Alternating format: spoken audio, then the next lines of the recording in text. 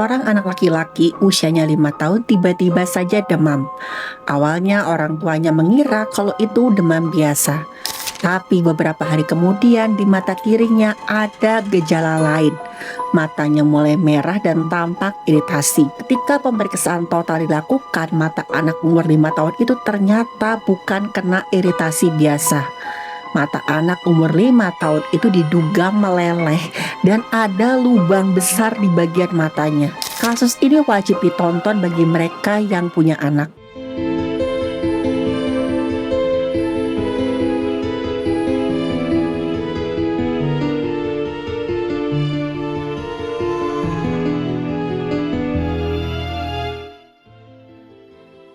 Halo, saya Dr. Stefani. Saya seorang dokter spesialis forensik dan mediko-legal, dan saya belajar dari yang mati. Michelle adalah seorang ibu muda yang punya seorang anak laki-laki, usianya baru 5 tahun, namanya Juan. Juan ini di usia yang baru 5 tahun tuh sangat sehat, lucu dan menggemaskan yang luar biasa. Saking lucunya, Juan selalu jadi perhatian banyak banget orang. Ketika Juan dan ibunya ada di mall atau di tempat umum, banyak banget orang yang tersenyum gemes ngelihat Juan. Sampai satu hari ada kejadian yang membuat Michelle, ibunya Juan, putus asa. Gara-gara ada satu masalah kesehatan pada anaknya. Mata kirinya Juan tiba-tiba aja muncul sesuatu yang sangat mengkhawatirkan. Awalnya gak ada gejala apapun di mata kirinya Juan. Sampai kemudian Michelle melihat ada kemerahan dan iritasi pada mata kiri anaknya. Awalnya Michelle ngira mungkin itu hanya iritasi biasa, nggak sengaja kucek-kucek mata atau semacamnya. Juan dengan cepat pun dibawa ke dokter untuk diperiksa. Apa yang dilakukan Michelle ini udah sangat benar ya teman-teman.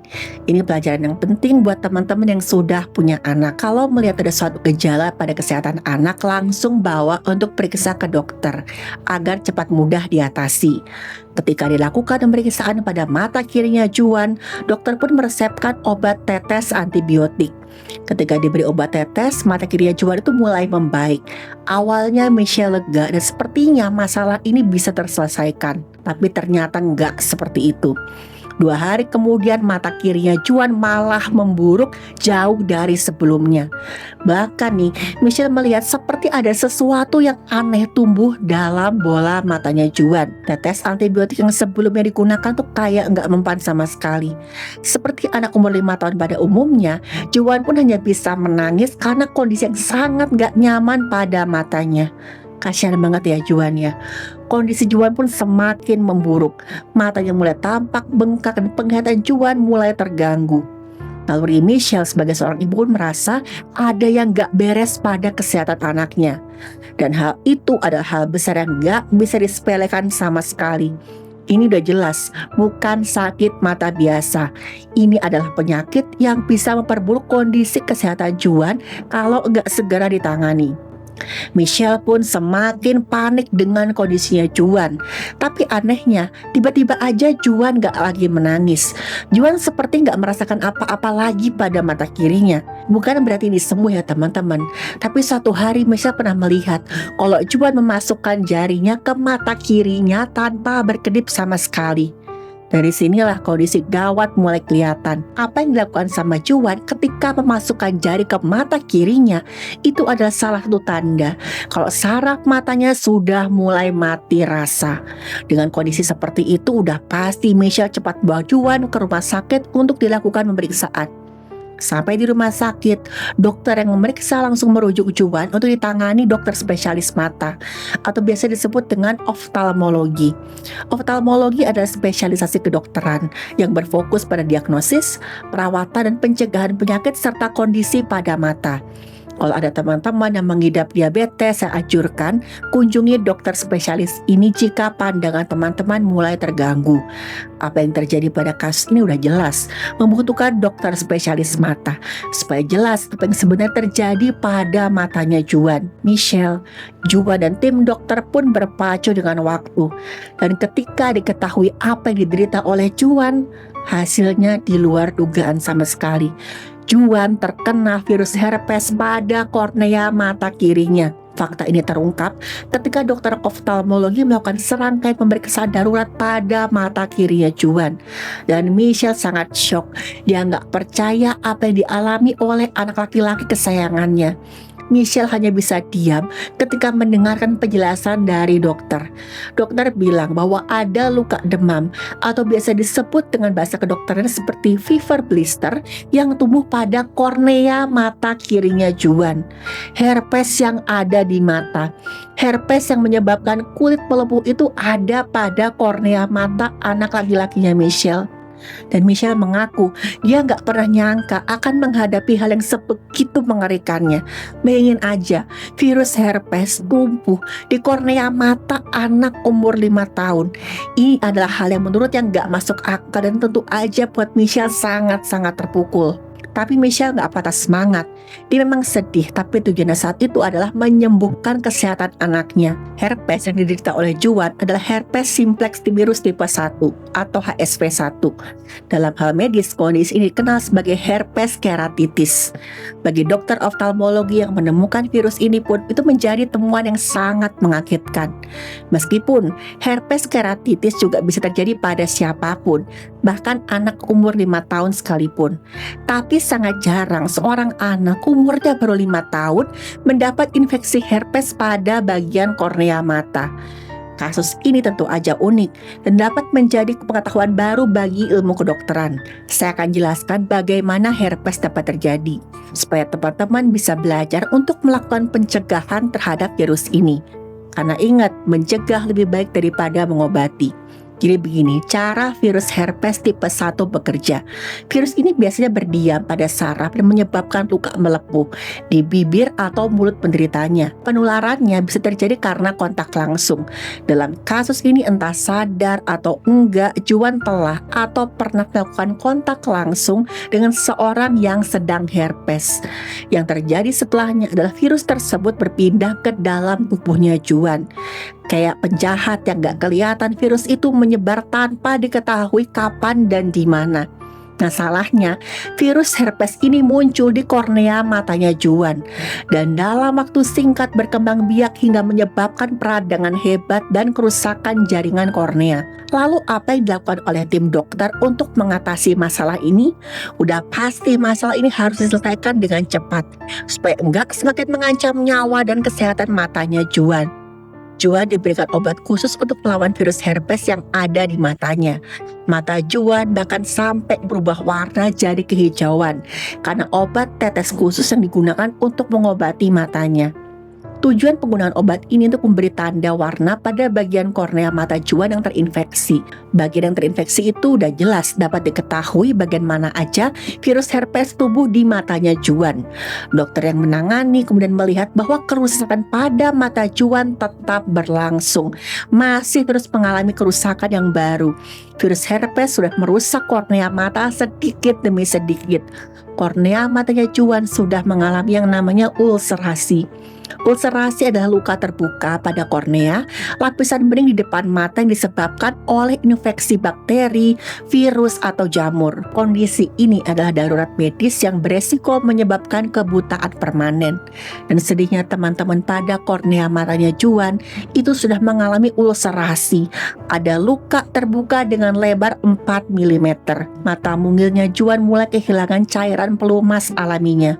Hal ini menyebabkan permukaan matanya semakin kering, atau bisa digambarkan jaringan kornea Juan itu seperti meleleh. Luka selebar 4 mm di kornea matanya Juan bukan hanya dapat menyebabkan Juan mengalami kebutaan, tapi bisa memicu infeksi-infeksi lainnya. Juan gak bisa lagi melihat dengan normal, bahkan bisa dibilang dia hampir kehilangan penglihatan dan sensasi di mata kirinya. Kerusakan akibat virus herpes di mata Juan memang sudah terlalu parah. Sampai-sampai mata Juan gak lagi bisa merasakan sakit. Ibaratnya, mata kiri Juan sudah lumpuh gara-gara virus herpes tadi. Itulah sebabnya Juan gak bisa lagi merasakan sakit ketika dia mencolokkan jari ke mata kirinya sendiri. Otak Juan pun seakan-akan memutus hubungan dengan mata kirinya. Otak Juan berhenti mengirim sinyal visual ke mata kirinya karena dianggap mata kiri Juan sudah nggak berfungsi. Michelle berusaha tabah menghadapi cobaan yang harus dia terima dan keadaan kesehatan mata kirinya Juan. Tim dokter pun nggak mau menyerah begitu aja. Mereka bekerja semaksimal mungkin untuk mengobati Juan. Karena resiko dari hal semacam ini selain kebutaan yang akan diterima Juan, juga ada hal-hal yang lain. Mata kirinya Juan kemungkinan akan diangkat secara keseluruhan. Kalau infeksi akibat virus herpes ini enggak juga sembuh. Infeksi akibat virus ini bisa menyebar lebih dalam ke bola mata hingga mencapai retina mata. Ini ibarat api yang membakar rumah dari bagian dalam. Virus ini nggak hanya merusak mata Juan, tapi ada faktor yang lebih mengerikan lagi kalau sampai dibiarkan. Faktor itu adalah virus herpes punya potensi untuk menyebar melalui saraf otak. Kalau sampai menyebar ke saraf otak, hal itu memiliki resiko menyebabkan infeksi pada otak. Yang jelas, ini adalah keadaan yang sangat berbahaya. Dan bagi Juan, resiko ini sangat mungkin terjadi karena virus herpes yang dialami Juan berada di kornea mata yang sangat dekat dengan saraf menuju otak.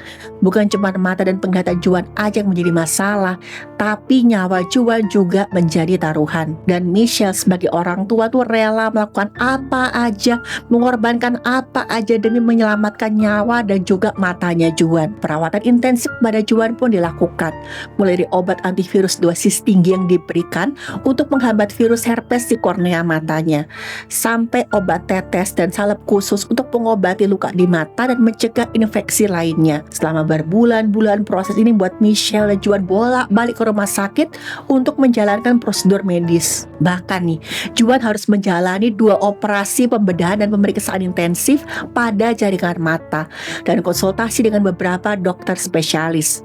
Saking seriusnya kasus ini, seorang dokter anak ahli spesialis mata dari Amerika Serikat ikut membantu mengobati Juan. Untuk memaksimalkan pengobatan dan juga penyembuhan Juan, seorang apoteker terkenal dan memiliki reputasi terpercaya bahkan sampai sengaja meracik obat khusus yang gak tersedia di pasaran.